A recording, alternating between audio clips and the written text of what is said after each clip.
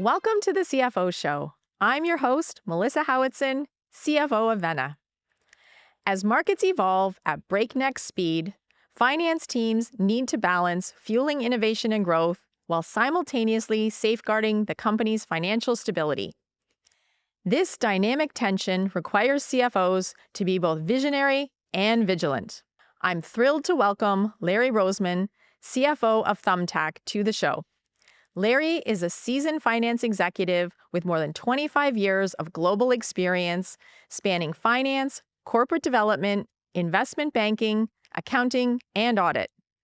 His career has taken him across industries, equipping him with a unique perspective on what it means to lead with agility. In this episode, we'll dive into the importance of how to stay resilient in the face of economic volatility and the evolving expectations of CFOs today.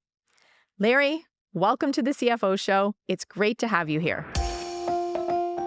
Oh, thanks, Melissa. It's a pleasure to be here.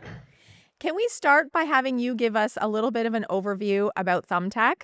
So, Thumbtack is building the most trusted way for US homeowners to hire the right pros for all of their home projects. And we partner with customers from the beginning of a project all the way to the end of a project to help them make decisions about that project with confidence. And our special sauce, if you will, is we do a really great job at matching you with the right pro for the right job that you need to do at that time. So for homeowners, what that means is peace of mind that the job will get done well and that we have their back if something goes wrong.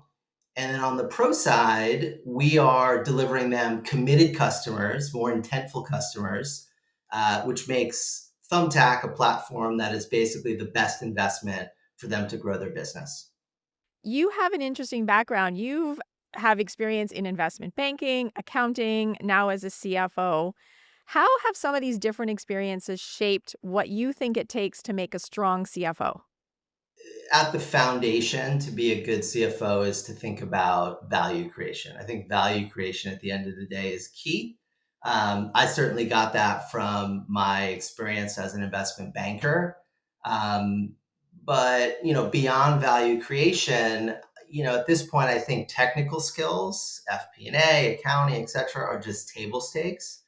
And what really differentiates a great CFO today is someone that can influence, whether that's influencing and leading your team, influencing your peers on the leadership team, your CEO or the board. Because at the end of the day, what companies need and what CEOs want is a strategic partner to the business. I think about that's what makes it exciting to be in these positions in finance because we really have this responsibility to help guide our organizations, start to set the pace and see around the corners and take that strategic seat at the table. So totally agree with you there and I think that's what makes it an exciting job to have. Makes it fun. Absolutely. Nobody wants to just crunch numbers. You want to be able to help drive value creation. So, what are some of the unique challenges that a company like Thumbtack would face? From a strategic perspective, you got to remember we're not a goods marketplace selling things or e-commerce, and it's not a commodity like ride sharing or food delivery. Every job that gets done, every request that a consumer and homeowner has is effectively a unique SKU, to kind of borrow that SKU reference from like retail. Um, but like any other marketplace, you need both supply and demand to make it work. But for us, it's unique because it's like we're running 500 different marketplaces all over the country. We're in 500 different categories, and because it is so local, you need to make sure you have inventory, you have supply in each of those markets, right? So if we have a painter in New York, but we don't have that painter in Chicago, it doesn't do any good to that marketplace in Chicago. So that's kind of what makes it challenging from a strategic and financial perspective. And also, you got to remember, it's unique in the sense that pro's time is perishable, right? If I'm a pro and I want to book a job at noon on Wednesday, if I don't book that job, that revenue opportunity is gone. And for the homeowner, there's really a high cost of failure, right? Oftentimes you're spending thousands of dollars on these projects and you don't want them to go wrong. How do you manage to navigate through some of the fluctuations that happen while still trying to create some stability when it comes to continuing to operate a high growth company? So we used to have just one, capital allocation moment when we did annual planning, and we've shifted that now to more nimble quarterly investment cycles where we can roll forward this forecast for 6 quarters each time we do it, and then think about capital allocation on a quarterly basis. We also have done tighter integration between the finance team and the business by embedding finance people and analytics people directly into the business as opposed to just in a sort of FP&A silo. And then I also like to encourage decentralized decision making as it relates to sort of capital allocation. So as a CFO, I like to think about how much money do I want to allocate for your envelope for this strategic initiative or this function, and then really empower you as the business leader to do the onesie twosie allocation between, is it this headcount or that headcount or this tool or that. Really look at like what are we giving you to invest this year, and then you sort of make those, empowered to make those decisions. What I love about that, all those ideas certainly resonate with me because they allow us to reassess where's the business at more timely. Are we still investing in the next most important things? And it's not like, oh, well, this is mine and I'm hanging on to these dollars for the next 12 months because you told me 12 months ago that this is what I could have. Yeah, it kind of takes the air out of like this big moment, in the year where all the money needs to get spent, and being flexible, being more nimble is key, and moving that to a quarterly cycle has proven to be one something that the business really appreciates, and actually the finance team appreciates as well.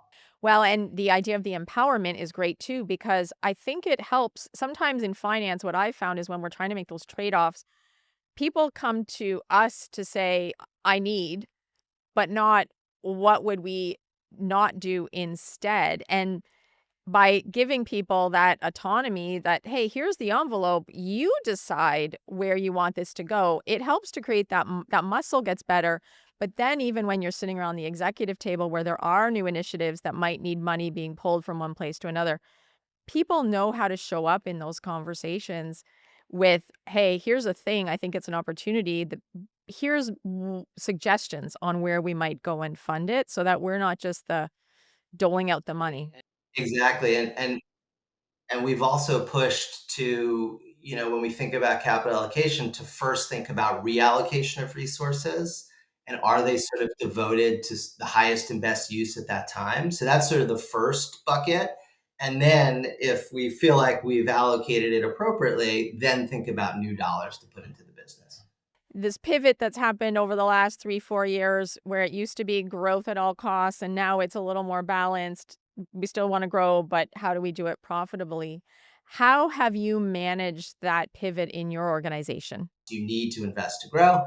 And the best way to grow profitability is still to grow revenue, right? So the goal here is to establish the right margin structure for your business, right? The right customer acquisition, the right go to market motions. And then so you have that right margin structure, and then be disciplined about growing your fixed costs. So you're growing your fixed costs at a slower rate than you're growing your revenue. You have a good margin structure so that you're throwing off good, contribution margin, and then you see profitability grow in that way.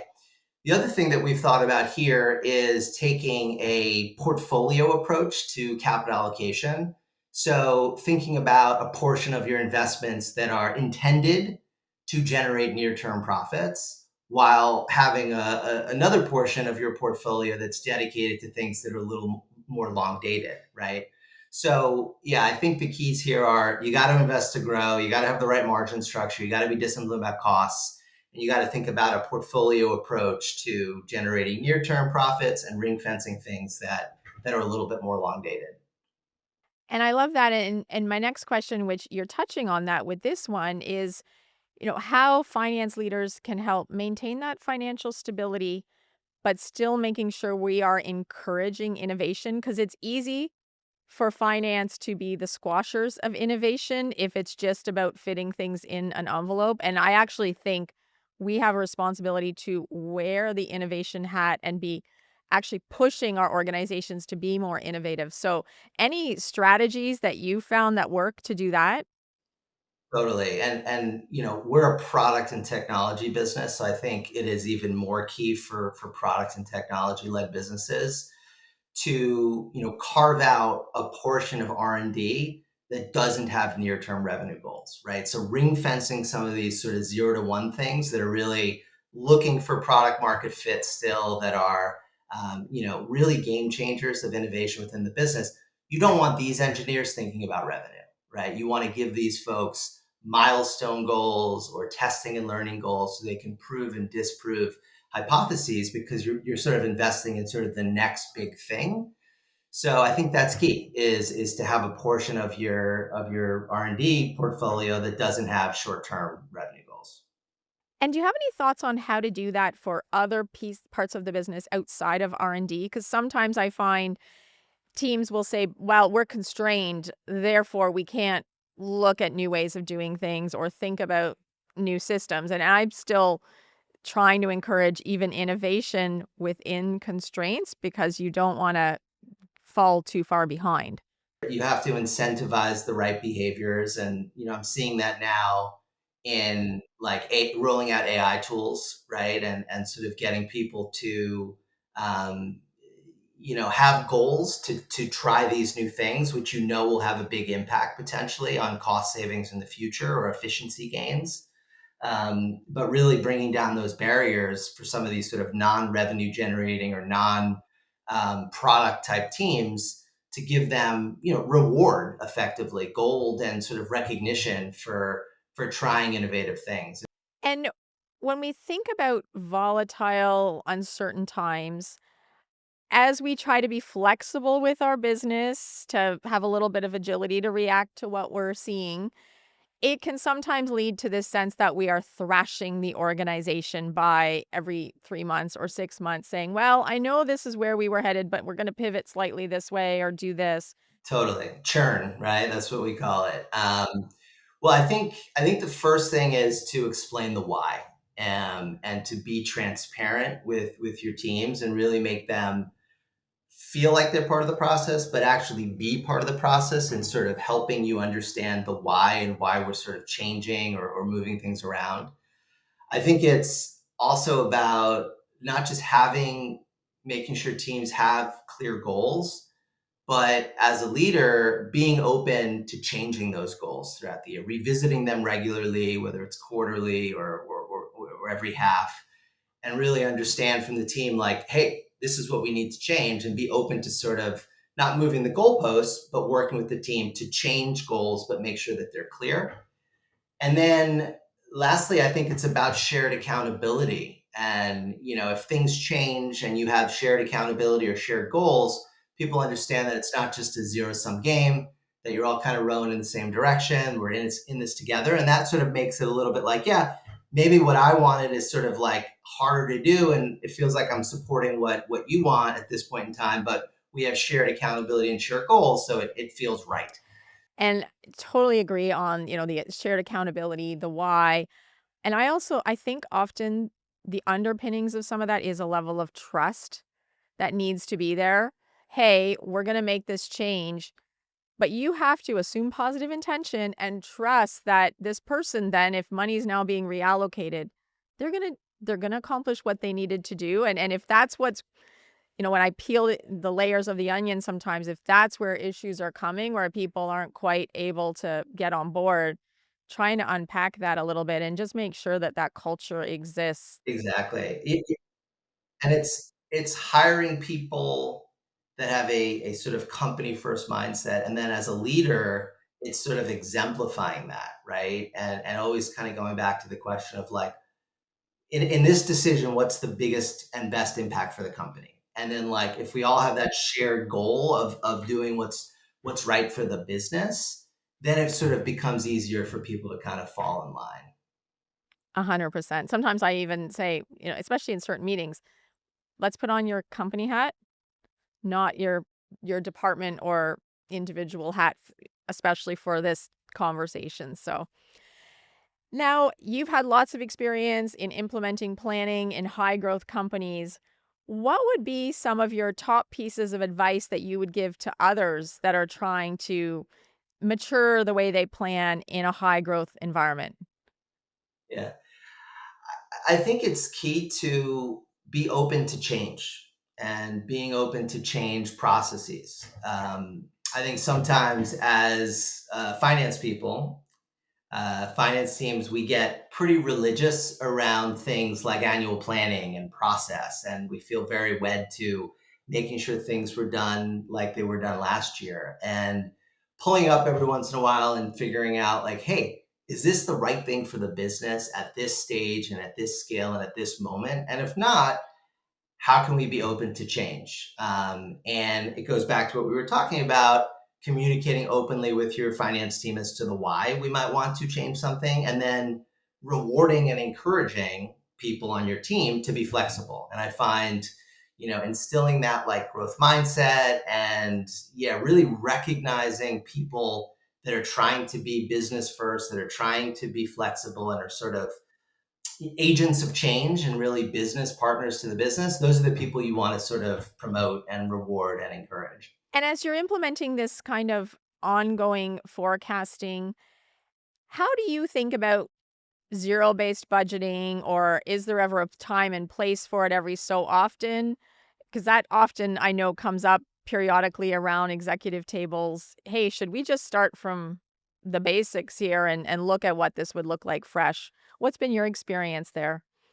Yeah, we don't do that every year. When we have a big shift in strategy, that often correlates with the time when you might want to sort of revisit sort of a complete zero base or bottoms up sort of whiteboard of how we would allocate our resources.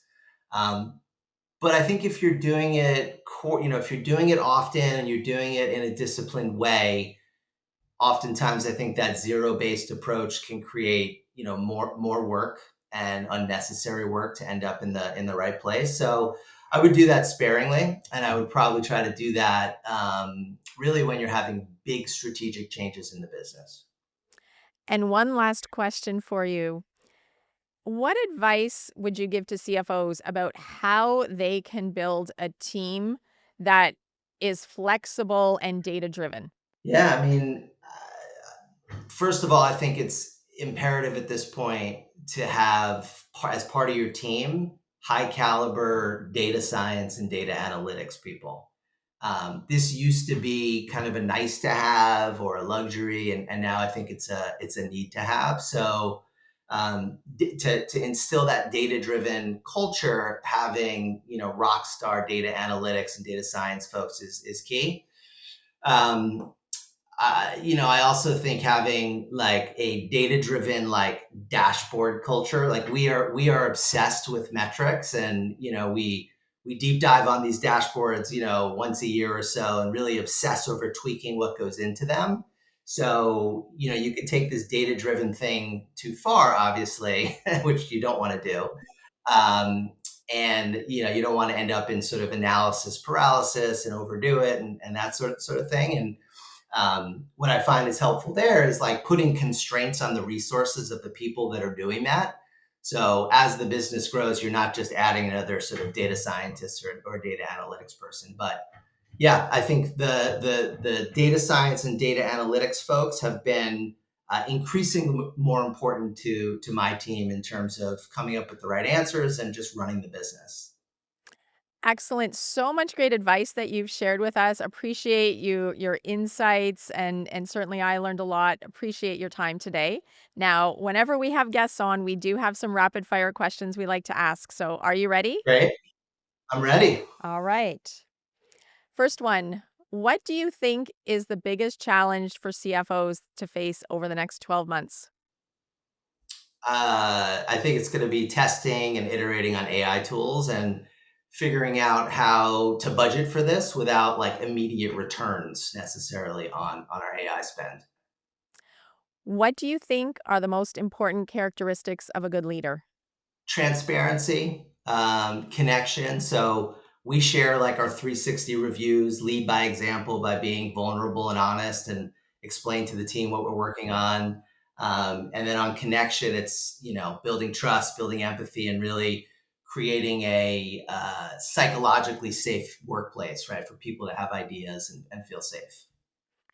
If you could recommend just one book that has had a significant impact on your career or your life, what book would that be? A book I read a long time ago, it was called How Will You Measure Your Life by Clayton Christensen. Great book about really figuring out like what you should focus on. Like fulfillment is more important than money and status. Relationships are the key to long-term happiness. And yeah, staying true to like your values and having integrity. So I would check that one out. I've read other books by him, but not that one. So definitely will put that one on the list. If you weren't in finance, what would you be doing? My real dream is to be a pro tennis player, but because that is literally a pipe dream, I think I would be a high school tennis coach. What is the most important skill for the future of finance? I mean, I think it always will go back to value creation. So getting that sort of fundamental training early on, I think, is going to be key. But going forward, given where technology is going, I think being AI native and having a background in data analytics is going to be key.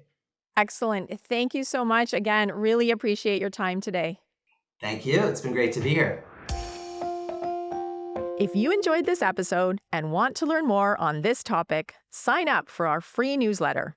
You'll get a roundup of exclusive resources designed to help you grow your leadership skills and drive strategic transformation across your business. Visit the CFOshowpodcast.com to sign up now. For the CFO Show, I'm Melissa Howitson.